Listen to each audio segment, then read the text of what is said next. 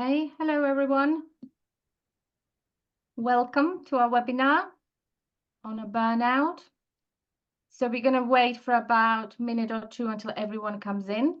If you want to write in a chat where you are and why you're here and who you are, that would be great. Obviously, you don't have to if you don't feel like it. You can just sit back and relax, even though we're not going to be talking about very relaxing.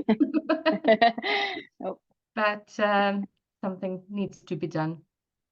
Something we need to talk about because it's becoming quite increasing. We just were talking to Puja about that, and she was saying that it's in health industry in NHS and also in our industry working with the children. Children are stressed. Children are very different than they used to be a few years back. Them coming after the pandemic. Some of them for 3-4 years or 3 years were not really socializing much, and now starting school, nursery, it can be a big shock to their system. And in a sleep course, we had quite a few situations where our students were talking about anxiety in children and how it's affecting their sleep. And if it's affecting their sleep, it will affect their development and everything. So, okay, so shall we start? Puja, do you want to tell us who you are and what you do? Yep, sure. Would be a good start. Yeah, good. Good evening, everyone. So I'm Dr. Puja Patel. I'm a health psychologist, and I have lots of different hats.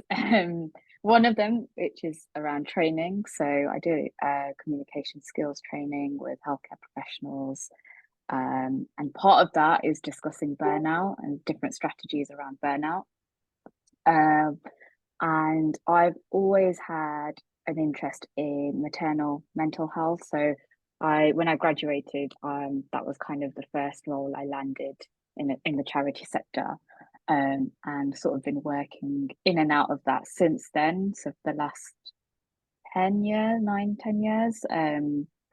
So yeah, quite excited to be talking about this, although it is a bit of a dreary subject, but like you said, it's something that has been brought to light a lot more and needs to be discussed a lot more, especially for those who are in that caregiving industry as well, or healthcare professionals, or just kind of working with other families. So yeah, that's in a nutshell who I am and what I do. Cool. And you also deliver a perinatal mental health module on a maternity course as well. So that's great. Okay, so shall we start with the definition? What is burnout? Yes. So a lot of us have probably heard the term in and out of work. So the term was originally coined in like the 1970s, to describe sort of chronic severe stress in working professionals. So we often hear it mostly in kind of our working life. And it was mainly kind of associated with doctors and nurses, so caregivers essentially. Nowadays we can kind of say that it does impact anyone and everyone. We were just talking about even just being like a new parent. You can feel quite burnt out day to day doing the same thing. It's quite mundane when you're supposed to be really happy and excited. So yeah, it can impact anyone. Essentially, burnout is feelings of depletion of energy, exhaustion, fatigue. We might find ourselves distancing from work-related tasks. It kind of might manifest as, our drive to do something or our motivation to do something completely depletes. So that in a nutshell is what burnout could be. We might even feel that we have negative emotions towards the job or the task at hand. Often we procrastinate, so that could be that first kind of sign or symptom of burnout. And that often leads us to being kind of not efficiently completing tasks or jobs or like our to-do list on time or well. So I would say it's that chronic stress and exhaustion leading to us not being able to finish a job properly or complete a job properly, or being uninterested in that kind of job. So that in a nutshell is what burnout is. It's almost like a snowball effect as well, because if you're so worn down and you can't do things, then you feel bad about yourself, and then you do less, and then it's just kind of Yeah. piled up. And it's I remember when I had a burnout, it's like my body shut. I just couldn't do anything. And I remember myself crying, and I couldn't feel anything. I was just like, done here. Yeah. It's Yeah. you're literally firefighting with something that it feels never ending. It's almost like you're kind of use like a simple analogy of a candle trying to work without a wick. So often we need the tools and the support, or something needs to change to kind of break that cycle of burnout. So how is it different from being very stressed to be burnout? Okay, so I'll talk about stress and depression, a little bit around anxiety as well. So there is an overlap. Like I said, burnout is that chronic, severe stress, but it's often related to just that job. So if we think about depression is those feelings of hopelessness, very negative thoughts, but that's not always just to do with that specific job. It could be around anything in your life that's happening. When we think about burnout, it's usually focused around one specific area. So it could be your job, it could be being a new parent, it could be you supporting someone else. It's usually focused around that. However, like you said, it kind of leads onto that snowball effect. So it might impact then other things in your life. So I would say burnout is specific to something, whereas depression or anxiety might be kind of linked to a lot of other things in your life. However, burnout can then lead to feelings of depression or anxiety or chronic stress, so that cycle can continue. When we think about stress, stress is our natural response to a threat. Okay, so that it's that evolutionary thing. If we perceive threat, we either fight it, or we flee, or we freeze. If we think about the job we're working on, and we experience that perceived threat, and we fight it, that can sometimes be beneficial for us because we're getting that problem solved. We're working on it straight away. Sometimes we flee it because we don't know how to deal with that issue, and we kind of leave it on a back burner. And that's, in some instances, that's okay as well. However, when we're constantly firefighting, when we're constantly fighting or fleeing stresses that are thrown at us, that's when burnout can happen, because you're not getting that respite. It's that ongoing kind of things being thrown at us that we're unable to kind of deal with or cope with. So that's kind of something to look out for. If you're constantly firefighting in your roles, or whatever your profession is, or whatever your role is at home, just be mindful of that. Are you constantly doing it, or is it now and then where you are able to manage that stress? And if you're constantly doing it, just be aware that can lead to burnout. It's because stress is kind of normal reaction. It's not stress is bad, isn't it? Bad, no.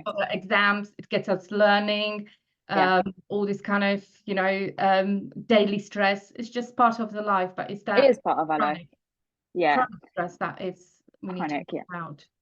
And also just remember that day to day we are kind of exposed to micro stresses as well.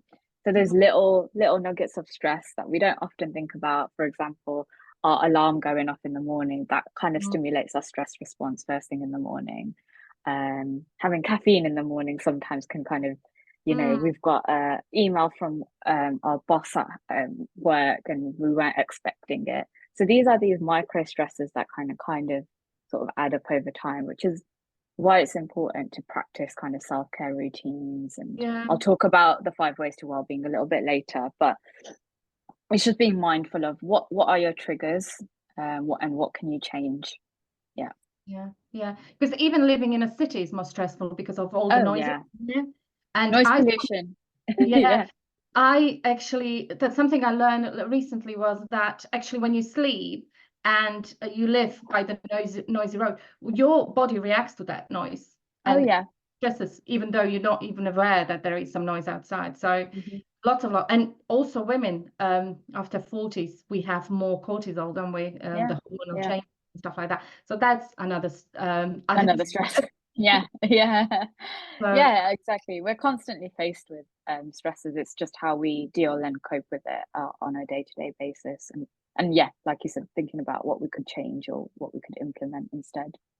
okay. So, what are kind of common signs that I'm burnout? Okay, so burnout, like I said before, chronic stress and fatigue, that exhaustion, usually related to a specific Mm-hmm, area. So it could be your work, it could be parenting, it could be, anything. mm-hmm, Um, and then there's physical symptoms. So we often think about those emotional, mental symptoms. So there's physical symptoms. We might get headaches, more headaches, those mm-hmm, tension headaches, bowel issues. So chronic stress, like you said, it increases our cortisol levels. That can impact our gut health as well, mm-hmm, and our bowel issues. We might be more out of breath because we are fatigued. So we're kind of inhaling more quicker. Muscle pains, mm-hmm, sleep issues, appetite problems. So those are some of the kind of physical things to look out for. And then other symptoms or signs and symptoms of burnout: alienation or avoidance from the work or that job at task to hand. mm-hmm, So if we're kind of avoiding situations, or we're alienating ourselves, mm-hmm, another thing to look out for. Reduced performance, or lack of productivity. mm-hmm, That's a big one, I would say. I think a lot of us, like you said, have experienced burnout in one respect or another. We've probably all experienced it at work at some point as well. And for me, that was my biggest sign: productivity. I just couldn't produce what I intended to produce because I was feeling burnt out. Um, Procrastination, even something simple as not wanting to wake up in the morning to go to work or to do something, that is your sign of you're feeling a lot more burnt out. So yeah, those are just some of the signs and symptoms. Yeah. Yeah, we were talking also about kind of not really wanting to take care of your personal hygiene. Yeah, personal hygiene. Not Yeah. to, yeah, Yeah. not bother about your hair, your makeup, your clothes. It's just like Sometimes, yeah. shower. Yeah, sometimes you forget to eat as well. Some Yeah, days, yeah. yeah. Um, So, do you want to give us kind of tips how to, how to prevent this? okay, so we'll look at kind of preventing burnout and building resilience. So they're kind of two separate bits. But in terms of preventing burnout, we are like in this day and age and in our working lives and post pandemic, I think we are constantly being thrown at uh, different levels of stresses. And I think what the pandemic taught us was to slow down. It was Mm, almost a reset button for a lot of people that they needed. And now we're coming back into normal life again. Albeit kind of post pandemic, there are differences, but we are, for example, if you're working from home, um, you some people tend to have a lot more meetings in the day because it's just a video call, touch of a screen, right? Which in pre-pandemic you wouldn't do. You'd be traveling to meetings, or you'd have one or two meetings a day or something like that. mm, So in terms of preventing it, okay, the first place I would say you should look is the NHS website on the 5 ways to well-being. mm-hmm, Um, if you've not heard of the 5 ways to well-being, so the 5 ways to well-being are 5 different strategies around maintaining your mental well-being and just offering a reset. So it's not a it's not what's the word I'm looking for? Oh gosh, it's just lit my mind. It's not a treatment. It's not a treatment okay. mode. Okay, it's just a way of maintaining our well-being. So the first one is to connect, and that might be connecting with others that are going through something similar. So you might have Facebook forums or WhatsApp groups or community groups or something like that, where you can connect and talk to people, because a problem shared is a problem halved. But it could be also connecting around hobbies or kind of interests that you might have. The second one is to get active. We know exercise alleviates our mood, releases stress, makes us feel good. So even if it's a 15-minute walk a day in your lunch or whatever it might be, it doesn't have to be going to the gym. I'm not a gym goer at all. So getting active is you getting creative about thinking what that might look like for you. The third one is learning or to learn. And that might be something really simple, like you might want to learn a few recipes in the week, or you might want to learn a new skill or something like that. And what that does is it activates part of your brain which focuses on just learning that skill. It makes us feel good that we're doing something different or something new. Our focus is driven somewhere else. Interesting. I didn't know that, but yeah, just simple things like going on YouTube and learning something new off YouTube, like a language, even learning a new language. Fourth one is to notice. So if you're going on a walk for 15 minutes, take notice of your surroundings. It could be what the sky looks like, what the leaves look like that day, just take notice of your surroundings. And the fifth one is to give. And that might be giving time to someone else, or giving yourself time, or doing a bit of charity work, or whatever it might be, where you're giving to others. Giving a hug is a nice one as well. So those are the 5 ways to well-being. So I would say start there. Those are small tips that you can implement in your week to prevent stress getting on top of you. I'd say the other one is organize your time. So make time for your hobbies and implement it into your calendar physically, just like we do meetings and work stuff. If you put it in your calendar, share it with your family, they know, okay, today for an hour, I'm gonna, I don't know, have a bubble bath and whatever it might be. So that reset, but it's in your diary, it's physically there. And when we can physically see something, we're more likely to stick to it. We feel more accountable. And I'd say the third tip is don't take your work home if you can. So if it is work-related burnout, don't take it home, which is easier said than done. I can completely understand. So those are some tips to prevent. In our industry, probably that's not going to happen because people work with children. So hopefully they're not taking. yeah. Hopefully they're not taking the kids home. No, yeah, exactly. But even just kind of that mental load, just kind of physically close it there. Because what we tend to do now is we take our laptops home to work from home, and we just quickly check our emails on our phone. You can even get this app now to it closes down all your social media apps after a certain time, and it sort of locks it so you can't access anything. Oh, that's good. Yeah, so for some people like me, I'm a serial scroller. Like I will just scroll, To be honest, mindless. I think people are, Yeah. I thought I'm not until I started notice. I decided I'm going to be looking at how much I spend on the phone, and I was quite surprised. Yeah. And I can see people also very often do this kind of, just kind of grabbing the phone when they do something. It's just you don't even need it. Yeah, exactly.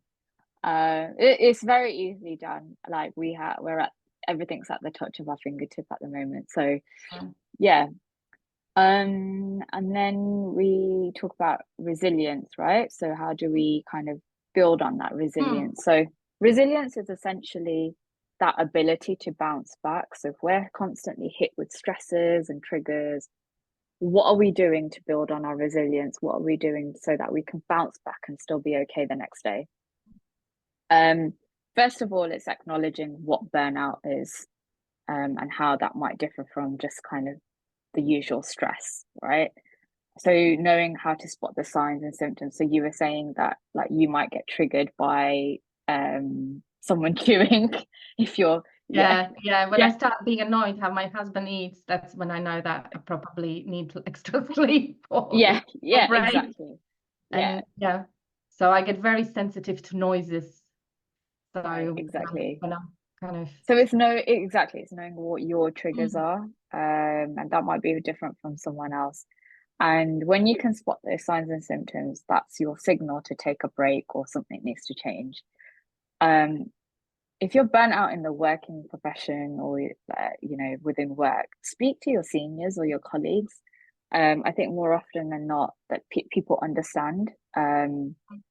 So something can be done sooner rather than later.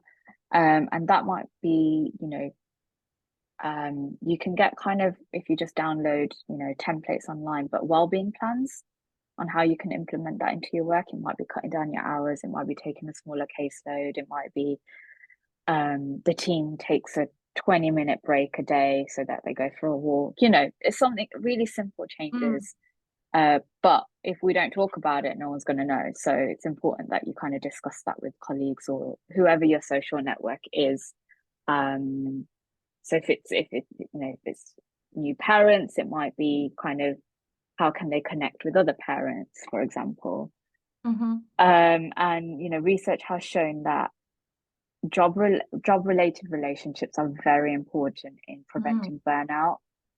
It leads to kind of greater job satisfaction and experience. So that openness and open dialogue is important between whoever you're working with. Doesn't have to be your boss. Um, the other thing I like want to share is if you are working with families or parents or children, just remember we can't fix people.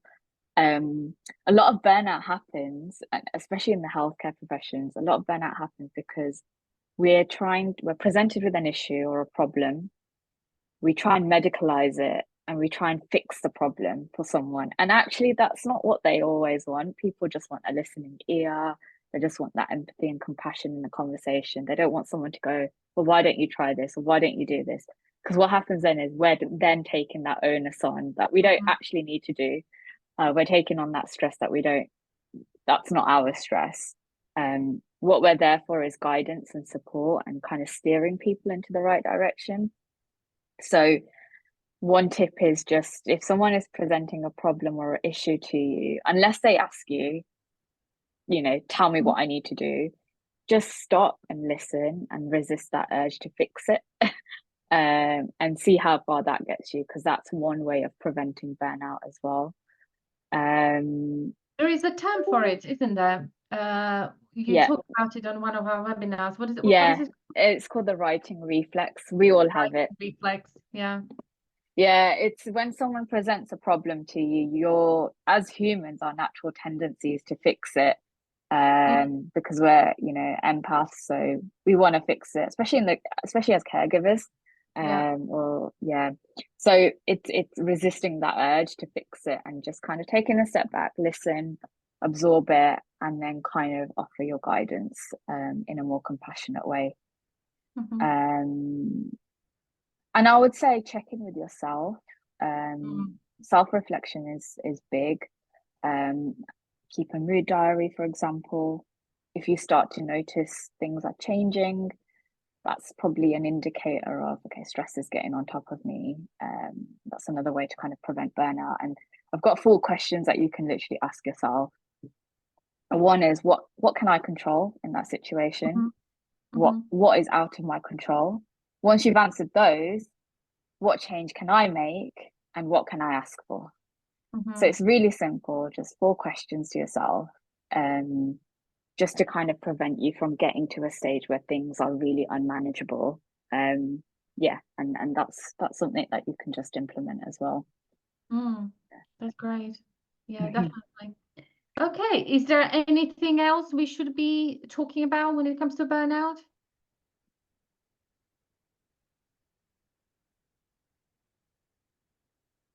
No? Please Oh, repeat those four mention. questions. Yeah, Yeah. sure. Okay. What can I control? what is out of my control.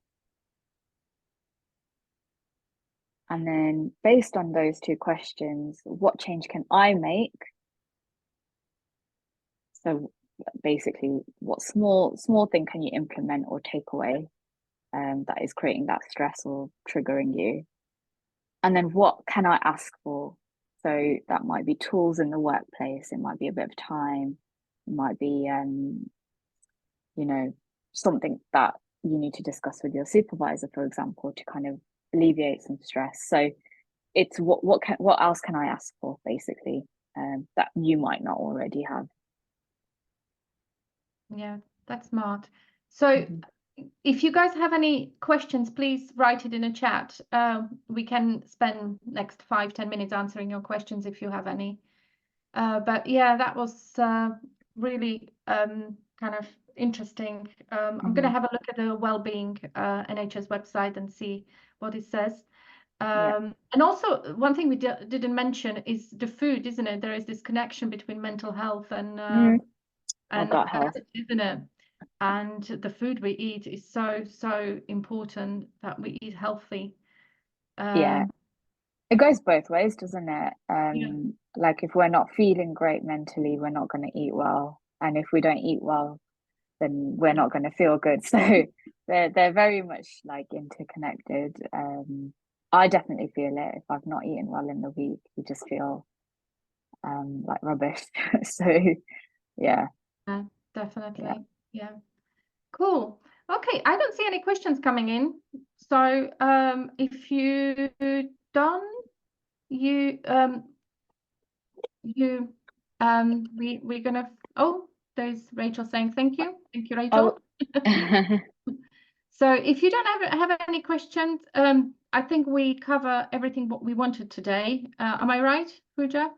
Yeah. I would say, yeah, like I said, check out the 5 ways to well-being. And the World Health Organization have also discussed burnout. So it might be worth looking into that, because that's a global organization. So it's very much kind of they talked Okay, about I'm gonna subject. pick them out and I'll send you links, guys, tomorrow, so you don't have to. So Sharon, regarding burnout and nanny, how do we deal with that? Often our bosses depend on us due to their work commitment. So let me read that again. When you are nanny, the family relies on your being fit and healthy. What do you do? And I think it's the communication, isn't it? Yeah, it does come down to that. Yeah. It comes down to that openness. So is this often our bosses depend on us due to their work commitment? Okay. So this is kind of like a twofold question. Is it trying to get time off from your boss, or is it from the families? I'm a little bit confused there. But what I would say is clear paths of communication from the get-go, stating kind of what is realistic for you. Because I think sometimes we're very much a profession that say yes to a lot of things because we care. So I think being realistic from the start is important, like what you can offer and what you can't. Basically what you can't do. We basically need to start normalizing not feeling great, right? Yeah. It's like today I'm gonna do 80% or 70%, but my 70% is actually 100% because I'm not feeling very well, right? So it's that kind of thing. And with your experience, the parents probably trust you. You've got probably more experience that they have of having nanny, you being a nanny, and you can maybe kind of start that conversation that there is a week I'm not feeling very well, things are not going great at home. I'm gonna make things slightly easier, make simpler food or whatever, just do a little bit less and give that little bit of, how do you say, and also stating that if you're not feeling great, you're not going to effectively be able to look after the kids, maybe. So actually it's to benefit both sides, isn't it? do maybe more play dates that you have less, time, if that works for family, but so you've got a little bit of time for yourself, that you kind of share children on the different play dates, and kind of give you a little bit of time. But it is hard. It is hard. And it's because we are so used to be there 100% for those family. I know, because I used to work in I used to work in a recruitment as well. So I've spoke to lots of people who did everything for those families, and very often they burn out. That's why we're doing this, because I know there is a really issue there. We've got another expert seminar with Mina Shah, and she's going to be talking about mindset. It's about starting new challenge, how to do things we're scared to do. So it's I'm quite excited about that session. It's going to be a little bit longer than this one, but it's going to be lots of good ideas what to do and how to push yourself in a new year. Okay, thank you so much, Puja. Thank you, everyone. Thanks, everyone. And if any of you have got any questions you haven't asked, please get in touch. Okay, you take care. Thank you. Goodbye. Bye. Bye. Thank you for watching our video. For more London School of Childcare Studies content, see our social media or visit our website childcarestudies.co.uk.